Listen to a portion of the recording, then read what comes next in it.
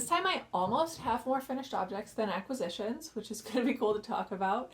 But mostly what I want to talk about on today is my big plans for some projects that I have coming up. Sewing and knitting and otherwise, I'm excited to get started on some new things once I finish up with the UFO challenge, which might not be as soon as I want it to be, but I think is going to be sooner rather than later. And I just got a lot of cool stuff that I'm excited to dig into.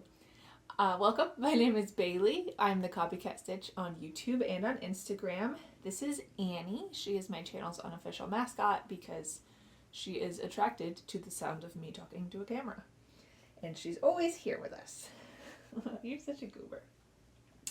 So, I guess I will do finished objects first because one of them is this, the one I'm wearing, the gumdrop pullover. This one, I'm really pleased with how it came out. It was a slow going one, and I lost so much momentum for a while, but I finished it as a part of the UFO challenge, and I'm so glad I did. I really like it. This is the first time I've actually been able to wear it, and I'm only doing so because we have the central air on because it's so hot outside. So I'm probably going to turn that off next week when it cools down a little bit and it gets below 90 again.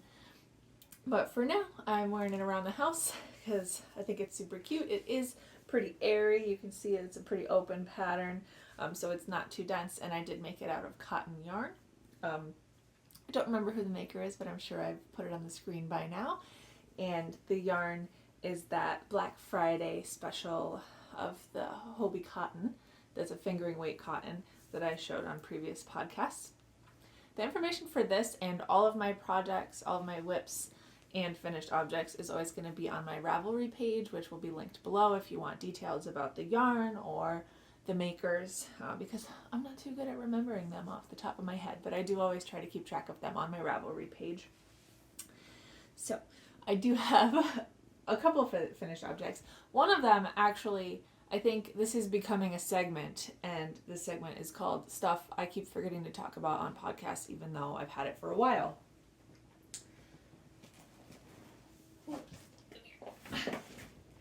So this one I actually made like a month and a half ago, and I've had it and been using it, but I keep forgetting to bring it upstairs and talk about it because it's like my purse, you know, so it's been in use downstairs. So I just kind of made it up. It's one of those fake leather bases that comes with the holes around the edge already for you to be able to crochet it. I believe it's a jasmine stitch.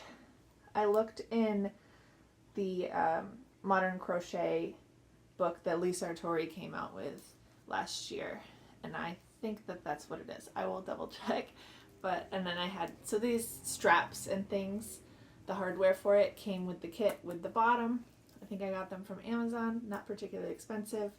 I did put a little fabric lining in it. Don't look too closely at the stitching. It's really poorly done. I don't know why I used that color thread, but it's just scrap fabric that I had laying around.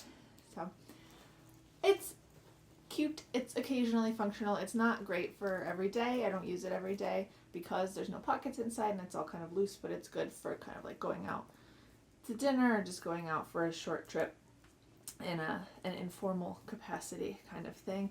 And the yarn I used, I did show, I think in the first episode of my podcast, maybe the second. It's that single skein of the fingering weight, 50% cotton, 50% wool that was hand dyed that I got from that cute little yarn shop outside of Buffalo. I believe it was called Divine Yarns. I don't remember.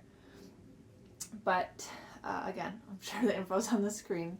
Future me will sort out the details for you. So this has been a finished object for a while, but I keep forgetting to talk about it on the podcast, and then I spend weeks at a time thinking, oh, I should bring that upstairs and put it on the podcast every time, and I finally remembered to.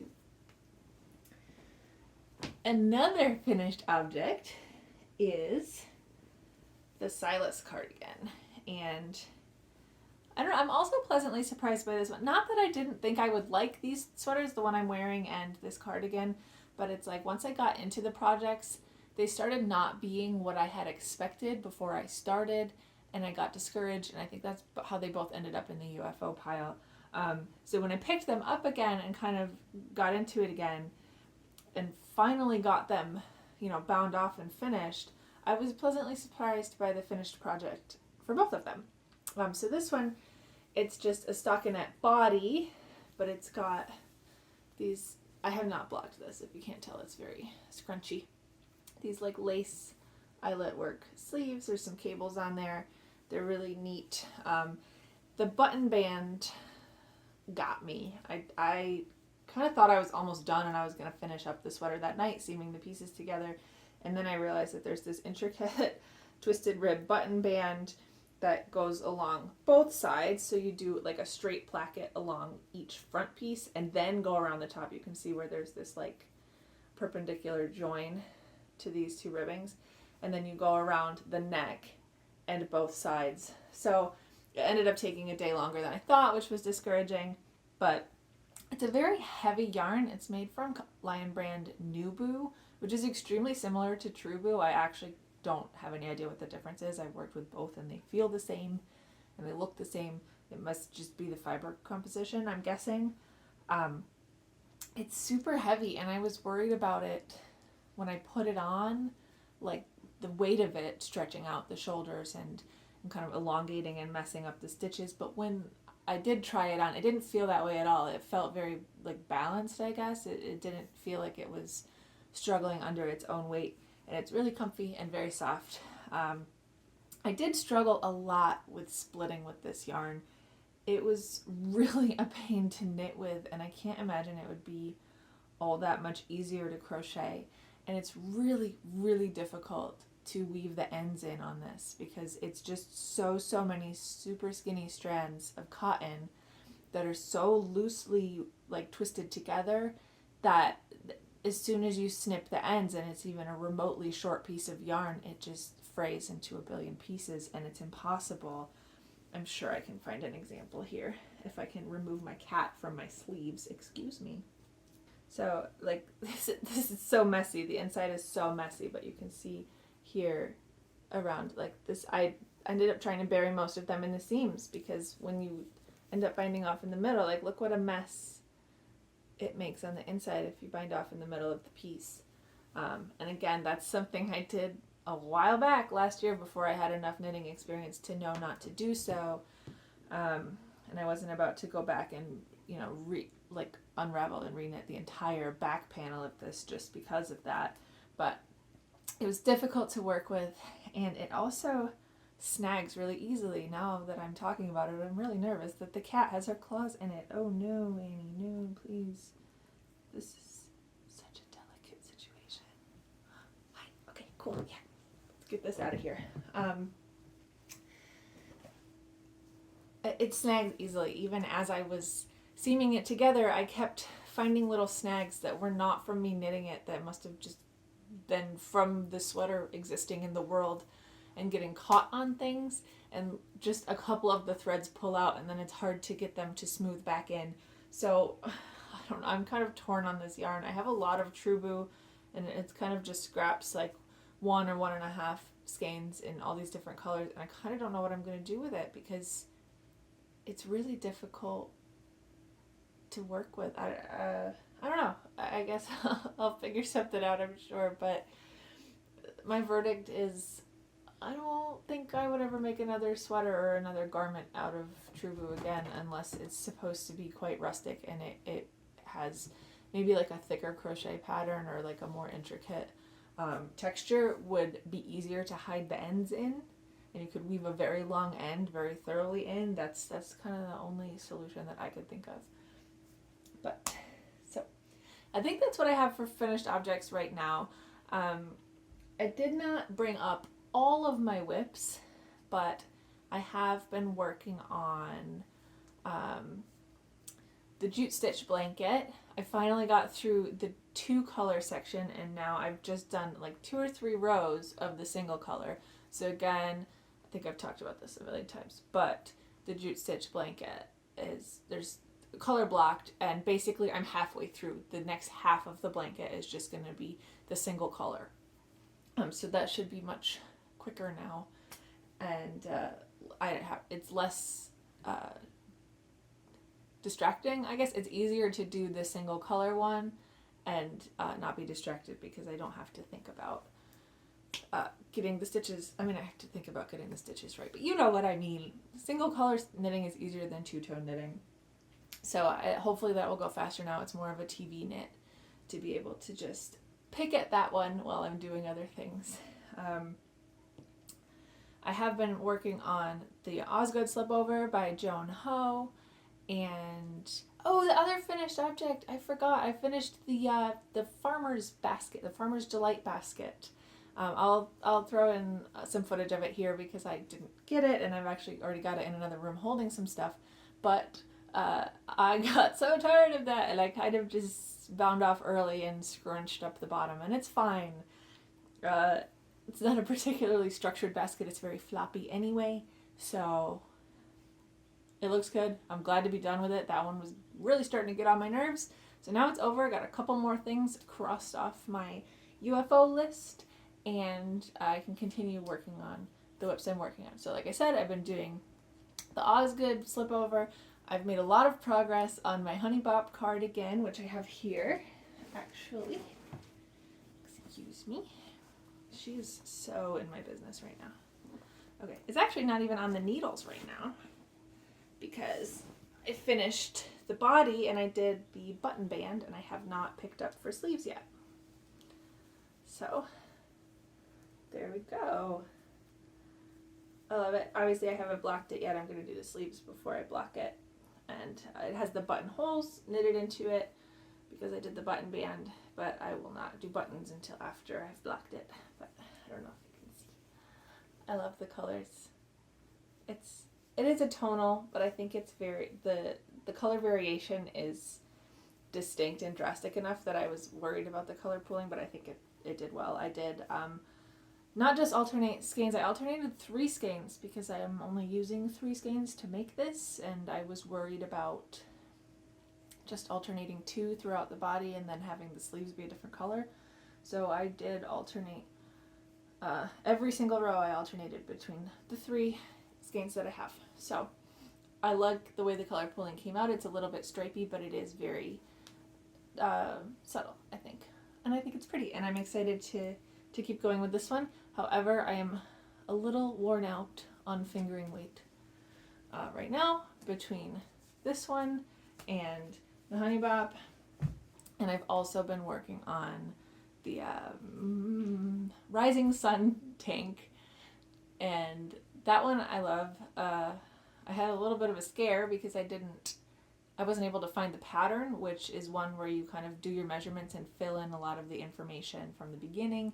It like walks you through very carefully doing all of this math to determine the pattern for yourself, and I couldn't find the hard copy that I had printed out that I wrote all my measurements and all of my stitch counts and everything on.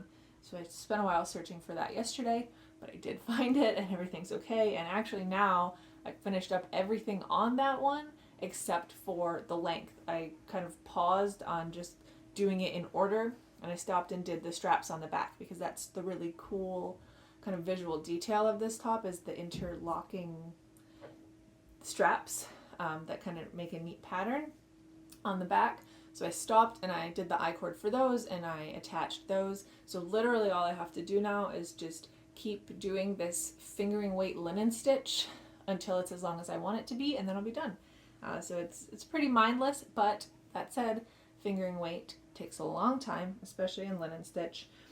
So I'm working on some worsted weight stuff this week just to kind of boost my own morale, I guess. I focus on like the productivity of knitting.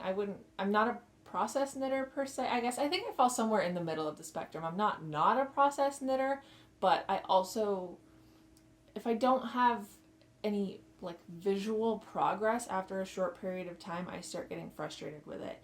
Even if a project takes a super long time, I need to be able to like see the time that I've put into it, because that's what I find satisfying about making in general, is being able to see my work and see my time, in a physical manifestation of my efforts and my creativity.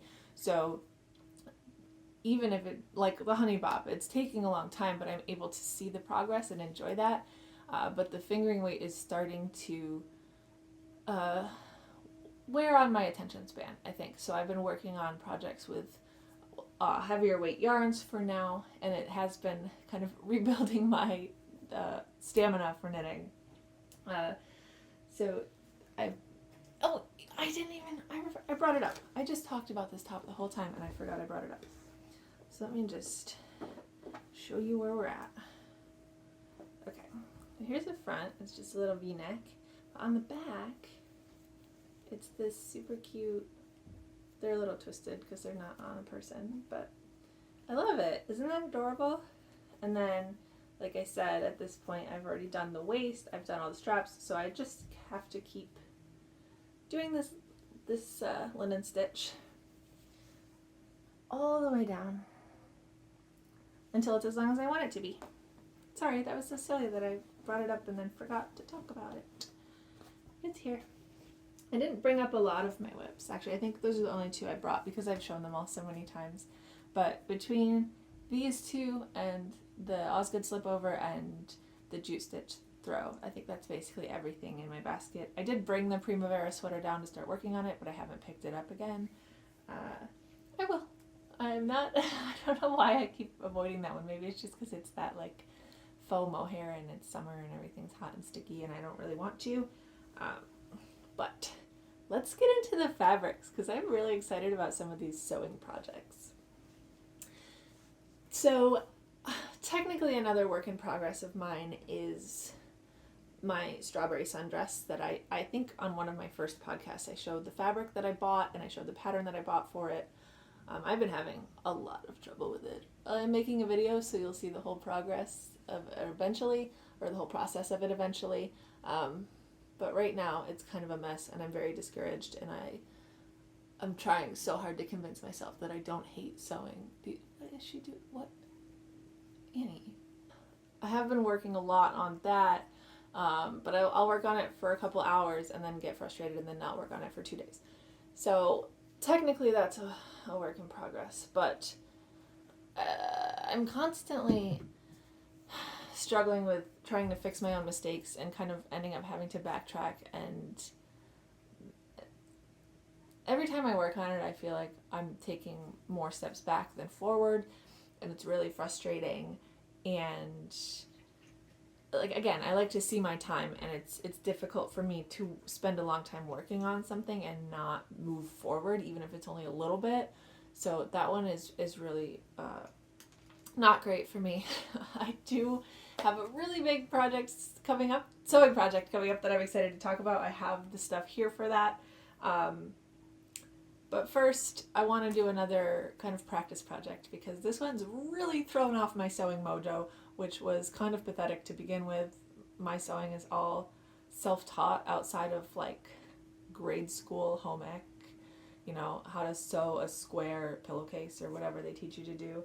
All of my garment construction and sewing is home taught. And it's mostly because I like to watch YouTubers. I like to watch a lot of people that sew and create costumes on YouTube. So I do feel like I have a great theoretical knowledge of this stuff, but I don't have the praxis to really make it work. So I'm really able to identify the problems with my sewing pretty easily, but I don't usually actually have the knowledge to know how to fix them, which again is really frustrating. So anyway, I have this really big sewing project that I'm really excited about, but first I want to do a practice one. And for my practice one, I'm going to use this. I don't know if you follow me on Instagram, you might have seen this in my stories, if so, but my husband and I went to a little flea market. We tried to go antiquing a couple Sundays ago, and this is literally the only item I came home with. We really didn't find much at the local little market. We went to a couple antique stores. There wasn't a lot around, but at the flea market, one lady who was clearly a quilter, and most of her stuff was not intended for garment making or was not like a type of pattern that I would wear, but she had this cute little ditzy floral, and I think it's really sweet. I love it, and it had a sticker on it. It's 2.5 yards, so I'm going to try to make a little dress or something out of this, just as practice before I dig into my really important sewing project that I'm very excited about, that I really, really want to come out well. Because I'm totally getting myself in over my head, because I bought vintage patterns for this. So,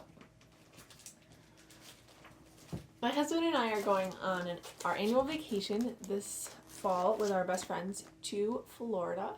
And we kind of had this idea to do a little vintage photo shoot. Our hotel has a kind of like vintage theme. It's supposed to be like a 1950s Florida resort. So I really wanted to sew like a corny matching 1950s set for my husband and I to wear for this little photo shoot since we were going to play dress up. So obviously I went overboard. I bought myself this vintage pattern from Etsy. It's a reprint of an original pattern, which makes me nervous because I know how difficult vintage patterns can be to work with because they absolutely had the baseline expectation that you have a baseline knowledge of sewing that I don't necessarily have, and they also had different sizing and different terminology, so this could be a horrible catastrophe, but I'm gonna, like I said, practice and hope it won't be, and hopefully take my time and read through and think through things before I get to a point where it's frustrating and upsetting. While I was buying that, I also bought this one from the same Etsy shop because I thought it was really cute, and I thought if I manage and figure out how to make this play suit correctly, then it would be nice to mix and match and have this. So I didn't even say. For this one, I'm planning on making the red one. I love the little scalloped edge on the top, and then I thought it would be nice. Afterwards, I'll have the shorts pattern, I'll have the skirt pattern, and I could use these patterns also, maybe make something out of my stash and kind of mix and match them, which would be really cute. For my husband, I wanted to make a classic like Hawaiian shirt, so I bought this, again, a vintage pattern reprint. This one is actually not just a reprint of the original pattern, though. This person has like remastered it, I guess, or redone the entire pattern, which is nice. I looked into having it printed on, proper paper. The European size is A0. That's what they have it on saved as I bought this as a PDF, and that's the PDF says it's for size A0 paper, which is not what we use in the States. I don't know. It's an odd number that we don't really use here. But it would have been like $30 or $40 to have it printed, and I'm just cheap enough that I was like, well, I've got Scotch tape. I'm just going to print out this 56-page document and puzzle it together myself, which is kind of silly because this is for, as you can see, Cabana shirt and shorts set. And the shirt and shorts are all on the same pieces of paper. Theoretically, this would have been 3 A0 size sheets of paper, which equates to 56 sheets of copy paper. But the shirt and shorts pieces are all intermingled on those pieces of paper to save on the pattern paper. So I have to do the whole puzzle, and then after the puzzle is completed and taped together, actually determine which of the puzzle pieces I have to cut out and keep and which ones I don't. So this is 2 puzzles in 1. But it'll be worth it. I think it's going to be so cute once we match. Let me show you the fabrics I got once I extract Annie from them, since she's now laying on them. Excuse me. Oh, and as I just pulled Annie off my fabrics, she pulled the thread out. See, this is what I mean. It splits so easily.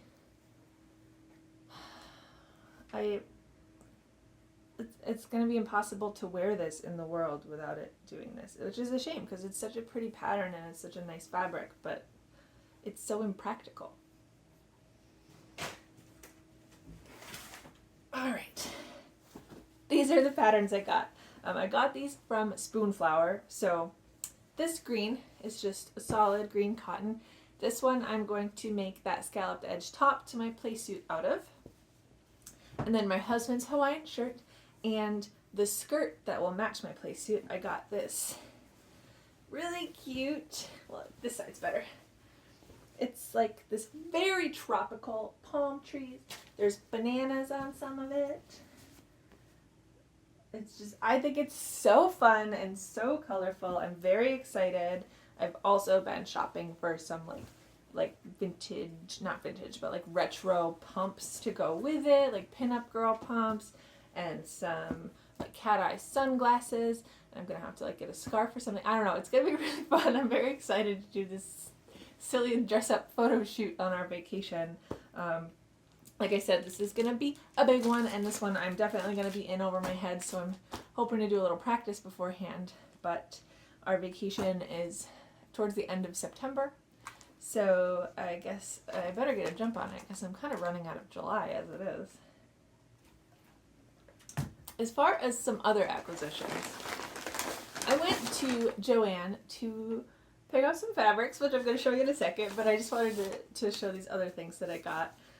Because I don't know why, like I don't show you 100% of the craft tools and supplies that I pick up, but sometimes I think it's relevant, and I think it's fun to watch people's podcasts and see what they pick out.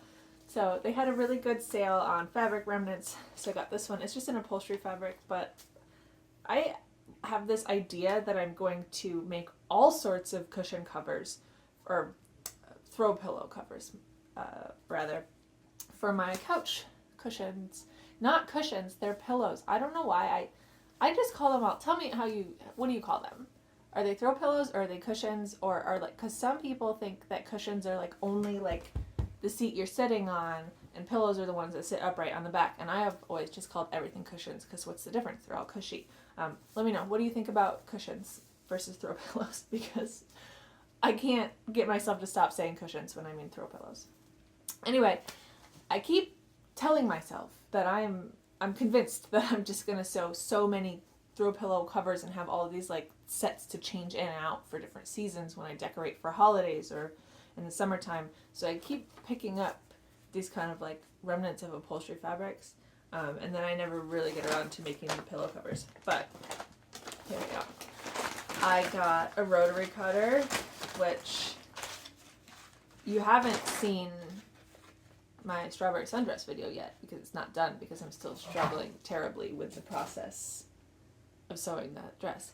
But in that video, I decide definitively that I need to invest in a rotary cutter because I really make a mess of cutting out the pieces for it. So I did that. And I got it for another reason too, which I will discuss in a moment. An extra blade for it. But while I was at Joann's, they had a really good clearance sale, and I ended up getting a bunch of buttons. I got this nice big pack. They're very small, but I really love the color palette here, and there's so many. There's like 6 colors, 360 buttons, so there's 60 of each color. Right? I think it's handy to have around. I really like the colors. And then I just got a bunch of these. They had an additional amount off of their clearance. I don't remember exactly how much it was, but these ended up being like 30-some cents a packet. And these are 10 packs, I think? 8 packs? Yeah, 8 packs. And I got 3 of the same here, which will be nice if I actually have a garment with buttons all the way down the front, which I love. I love the look of a row of buttons. And then some more just little, whatever, they're neutral, they're boring, but I really love having buttons collected. And my mom makes fun of me, and so does my husband, like, you definitely don't need any more buttons, you have so many. But then every time I make a garment, and I'm actually trying to match up some buttons to it, I just don't have anything perfect. So the only way to fix that problem is just to never stop adding buttons to my enormous button collection, because eventually, someday, I'll have the perfect buttons. Okay, and then the last thing I want to talk about, which I'm, like, kind of excited about, which is silly, is I'm gonna decorate for Halloween this year. That's not me. I don't normally do that. But I got all of these fabrics. I went to Joann specifically for Halloween fabrics. I've been watching like too much like Alt Nuts and Midge Munster, and like I'm not a Halloween person. Like I'm not a spooky person. I've never decorated for Halloween before. But not necessarily because I didn't want to, because I didn't have like the mental energy to do it, if that makes sense. I do a big Christmas decorations, and I have very specific stuff, and I have a huge assortment of Christmas decorations that I use every year. And not always in exactly the same way, but I use the same ones, and I have a whole routine, and it takes about a day to a day and a half to put them all up, and a day to a day and a half to take them all down and clean the house again. And I'm pretty routine about it. I always put up my Christmas decorations the first Saturday after Halloween, And I always take them down the first Saturday after New Year's. It's just kind of my my seasonal routine, which I really enjoy having my Christmas decorations up for a very long time because I like Christmas and I like watching stupid Christmas movies and drinking hot chocolate and feeling cozy in my home with all the little twinkle lights. That's my thing. If you're one of those people that thinks Christmas decorations shouldn't be up for a super long time, cool, you do you. Your house doesn't have to, mine does. So I've never done Halloween decorations before, mostly because I do my Christmas decorations right after Halloween, and I certainly don't want to do fall decorations because I have Christmas up for the entire duration of like fall for like November. But it kind of always seemed exhausting to me to like spend all the time putting up Halloween decorations and then have to take them down and then put up the Christmas ones. But this year I kind of thought about it. I've kind of been getting excited, like watching Alt Knots and Midge Munster and these other YouTubers, you know, like go searching for Halloween decorations, and so many of them are so cute. And I really do enjoy Halloween season and spooky season and watching horror movies and stuff. So I just decided to do it, and I just decided that I'm going to have to be smart about it. And I don't know why I didn't think of this before, but I'm going to purposefully either buy or craft decorations that basically go in the same spots as my Christmas decorations. I've got a pretty solid routine of where I know my Christmas decorations go and which ones I'm going to use, so I'm just going to intentionally buy decorations that can fulfill the same purpose so I don't have to take down the command hooks, or, you know, as long as I know that they're going to be in the same space, it's not actually going to be as much work to put them up and take them down and then put more up right away, because I'm not going to have to take it all down. If I put up command hooks around the window where I know I'm going to put the garland, or on the mantle where I know I'm going to hang, you know, in this case I want to do like a mantle runner, but for Christmas I have a piece of garland that goes around the mantelpiece or over a certain doorway. As long as I know I'm going to put Christmas decorations there, I think it's actually going to help me in the long run to do the Halloween decorations there, because then it's just a matter of taking down one garland and putting up another one, and it actually makes the process shorter in between. Or at least that's what I'm telling myself. So I have plans to do a Halloween decorating video, maybe even a Halloween like merch hunt crafting video, probably, because like I'm getting all excited about it. I've got all these big ideas and I want to run with it. Let me know if you're interested in that. I don't know, I haven't really done that before. I've kind of mostly focused on yarn crafts. I think some of my Halloween decorating will definitely be yarn crafts, but it will also be other kinds. So let me know if you're interested. And I guess, where do you stand on the Halloween Christmas decor seasonal appropriateness debate? Anyway, I got this one thinking I will just make a table runner, but then later I saw this really cool like mantle runner, and I thought, wouldn't it be cool? I can still make a table runner, but if I used a portion of this and kind of cut out around the edges of some of the pattern to make it like hang down in a unique way, and maybe crochet around the edges or something, I think it could be a really cool spooky mantle runner, and I really like this pattern. This is not for Halloween, but remember my ongoing problem where I think I'm going to make pillow covers, and I don't? Well, last year I bought a remnant of this exact fabric to make pillow covers, and I really liked it, but I kind of ran out and I never finished the pillow covers because I was a little short on the fabric, and I found it again on the clearance rack. There was a whole bolt of it at my Joann's. So I got, I think, a yard and a half or 2 yards of it so that I can complete the ones I already started, but also make more if I want to. And for this one, I got this idea from Alt Knots too, and I was really excited about it because I kind of forget that this is an option, and it's a cool thing. I love, she did just a felt blanket where she went around the edge, and this is the other reason that I got the rotary cutter, where she uses the like perforating cutter and goes around the edge and then just crochets around a border around a fleece blanket, and then it's like a cool custom blanket, which I kind of always forget is an option. It's a really neat thing. So I got this jack-o'-lantern print, which is adorable. And I also got this like premium fancy fleece. It's Luxe fleece. The woman that worked at Joann was like so excited about it, and like was going on and on about Lux Fleece and how much she likes it and how she has so many of them in her house and she'll never go back to regular fleece. And I was like standing there thinking, oh, I've never really bought fleece before, so I'm just going to pretend I know what I'm talking about. And also, like, my plan had been to put the jack-o'-lanterns on one side and the fleece on the other side of the blanket so that it's reversible. And I didn't have the heart to tell her that at the time because she was so excited about Lux Fleece, and I feel like she really hates regular fleece now. So I don't know if I'm going to do that. It might be too warm, but it might not be. I don't know. We'll see what's going to happen. I'm definitely going to do at least one video about Halloween decorations, so I guess it'll come up again then. But I'm very excited to get started on all of this. Got a lot of cleaning up to do now. Kind of made a mess. But thanks for tuning in. I hope you're enjoying the progress on my seemingly never-ending UFO challenge, which from where you're sitting probably doesn't seem very long because it's only been a month, but from where I'm sitting I've been working on only boring stuff that I don't want to work on anymore for a whole month, so I'm really proud of me. Let me know what UFOs you've finished in the comments, and I guess I will see you next time. Thanks for sticking around. Bye.